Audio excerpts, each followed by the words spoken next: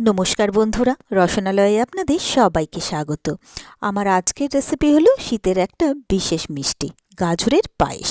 টাটকা গাজর, সুগন্ধি চাল, দুধ আর ঘিয়ের অসাধারণ ঘ্রাণে তৈরি এই পায়েস স্বাদে যেমন দুর্দান্ত তেমনই পুষ্টিগুণে ভরপুর। চলুন তাহলে ঝটপট শুরু করি এই অসাধারণ স্বাদের রেসিপিটা। তো এর জন্য প্রথমেই আমি গাজর গ্রেট করে নিয়েছি। এবারে একটা সসপ্যানের মধ্যে গাজরটাকে দিয়ে দিলাম। এতে কিন্তু কোনো তেল বা ঘি আমি ব্যবহার করিনি। প্রথমে শুকনো আমি গাজরটাকে কিছুক্ষণ ভেজে নেব, যাতে গাজরের যে ময়েশ্চারটা থাকে সেটা যাতে একদম চলে যায়, তাহলে কিন্তু গাজরের পায়েস খেতে বেশি টেস্টি হবে। তো ভালো করে সবটাকে ভেজে নেওয়ার পরে এর ময়েশ্চারগুলো চলে যাওয়ার পরে এরপরে এখানে আমি দিয়ে দিলাম এবারে ঘি। তো ঘিটা দিয়ে দেওয়ার পরে এবারে আমি এখানে দিয়ে দেবো বেশ খানিকটা কাজু আর কিশমিশ। এবারে এই সবটাকে মিলিয়ে মিশিয়ে আমি গাজরটাকে কিছুক্ষণের জন্য ভেজে নেবো। তো যতক্ষণে ভাজা হবে ততক্ষণে আমি এদিকে নিয়ে নিয়েছি গোবিন্দভোগ চাল, যেটা আমি 15 মিনিট জলে ভিজিয়ে তারপরে একটা স্ট্রেনারের মধ্যে জলটাকে ঝরিয়ে রাখতে দিয়েছিলাম। তো জলটা ঝরে যাওয়ার পরে এবার এটাকে হামানদিস্তার মধ্যে নিয়ে নিয়েছি। এবারে এটাকে আমি একটু আধ ভাঙা করে চালটাকে আমি নিয়ে নেব। তো চালটাকে আমার আধ ভাঙা করে নিয়ে নিয়েছি। এরপরে আমি গাজরটাকেও আবার একটুক্ষণ ভেজে নিলাম।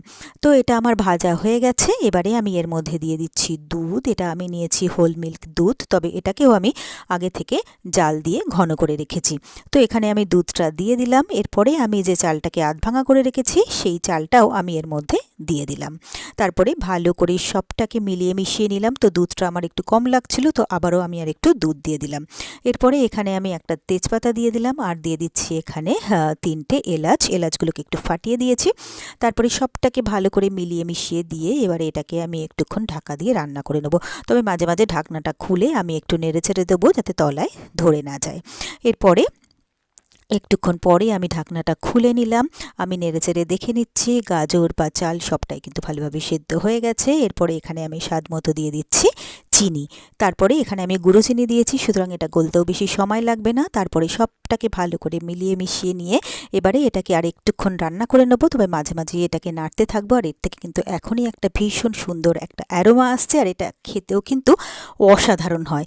তো একদম তৈরি হয়ে গেল ঝটপট নতুন স্বাদের দারুণ টেস্টি গাজরের পায়েস।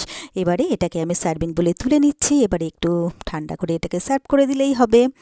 তো ব্যাস, তৈরি হয়ে গেল আমার খুব সহজে আর খুবই চটপট দারুণ টেস্টি গাজরের পায়েস।